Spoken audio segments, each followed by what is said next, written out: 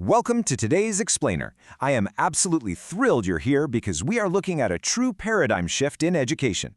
We're talking about moving away from that exhausting, endless cycle of reactive, punitive classroom management and replacing it with the proactive power of positive reinforcement. If you've ever felt like you're just putting out behavioral fires all day long, well, this Explainer is designed exactly for you. We're going to completely restructure how you view and respond to student behavior using clear, evidence-based strategies. Okay, let's dive into this. Here is our 5-step roadmap for today. Number 1, the reinforcement reality. 2, the power of praise. 3, grandma's rule in action. 4, rethinking classroom fairness. And finally, number 5, mastering the 4-to-1 ratio. So starting off with Section 1, the reinforcement reality. We really have to begin by acknowledging the sheer frustration that happens when traditional discipline methods inevitably break down. Educator and researcher John Mogg perfectly captures a pain point we all know too well. He says, students' behaviors become challenging when traditional approaches to manage them have failed. You see, reactive, punitive techniques might stop a behavior in the heat of the moment, but they rarely have lasting positive effects on actually correcting the behavior over time. When those traditional methods fail, student behaviors escalate and educator burnout just skyrockets. Which brings us to the million-dollar question. If punishing the bad doesn't yield long-term success, how should you acknowledge the desired behaviors you actually want to see? The answer is proactively using reinforcement. Let's de-jargonize this for a second. Reinforcement simply strengthens a behavior, increasing the likelihood it's going to happen again. But there are 2 ways to do it. Positive reinforcement is presenting a desired stimulus. Think of a student named Sam who hates doing homework in study hall. If his teacher privately gives him specific verbal praise for getting to work, Sam feels good, his behavior improves, and rapport is built. Negative reinforcement, on the flip side, is the removal of an undesired stimulus. Think of a teacher named Paula who's struggling with virtual learning. If she makes kids stay after class and then stops that requirement when they behave, she's removing an undesired stimulus. That is negative reinforcement. Now, make no mistake, negative reinforcement is not punishment. It does increase desired behavior, but relying on it can kind of make you seem like a nag, risking your rapport for dull compliance. So positive reinforcement should absolutely be your primary tool. Moving right along to Section 2, the power of praise. When you're looking for positive reinforcers, remember that your time and your attention are the most easily accessible and potentially most powerful tools at your disposal. But not all praise is created equal. To really maximize it, you need to deliver it genuinely and immediately after the desired behavior. Crucially, your body language and tone absolutely must match your words. Imagine saying, "Nice job helping your team," in a flat, monotone voice while staring down at a stack of graded papers. Yeah, that completely ruins the impact. And don't forget the novelty effect. Vary your statements to keep things fresh and keep motivation high. And this brilliantly illustrates the difference between generic praise and behavior-specific praise. Imagine a kindergartner named Sean invites a self-isolating peer, Eric, to play tag. Saying, "Sean, you are so nice," is fine, but it's pretty vague. Instead, try being super specific. "Sean, it was so kind of you to invite Eric to play tag."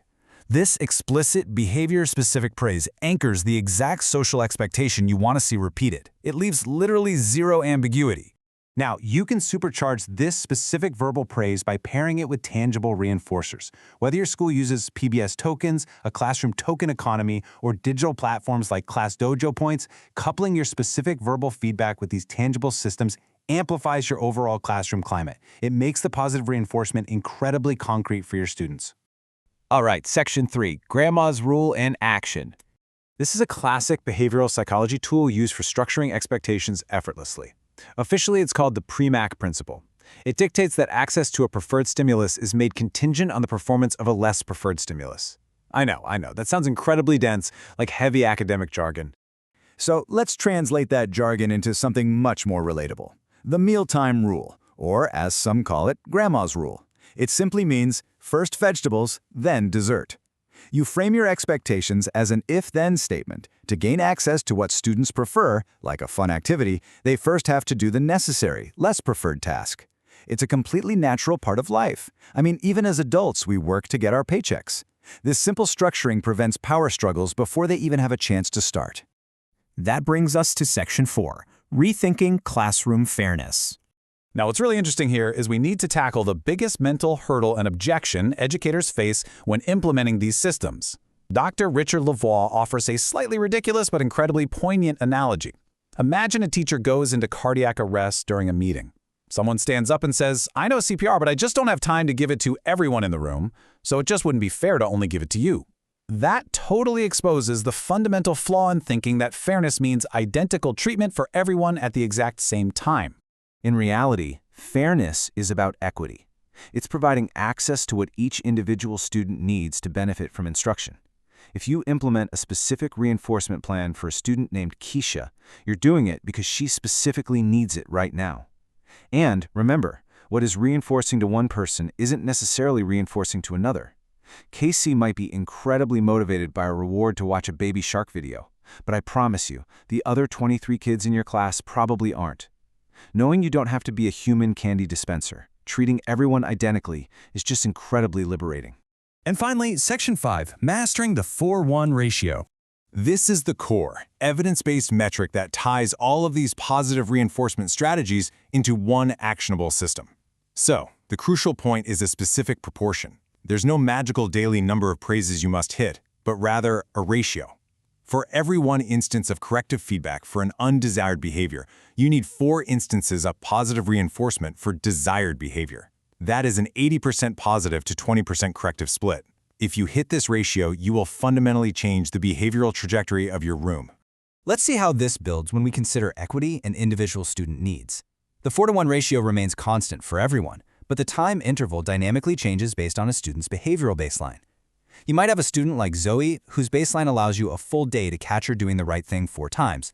But Darius, he might need that 4:1 ratio hit once in the morning and once in the afternoon. And Jalen, he has higher needs. He might need you to actively catch him doing things right 4 times every single block period just to maintain that exact same ratio. You aren't playing favorites here. You are professionally differentiating based on need. If you're worried about hitting this ratio for the whole room, you can efficiently achieve it using group contingencies. During a natural transition, you might tell your 8th grade science class that if 80% of them are prepared with their iPads open, a class ticket goes in the jar. Or you can use PBIS SOAR cards toward a class vote for a pizza party.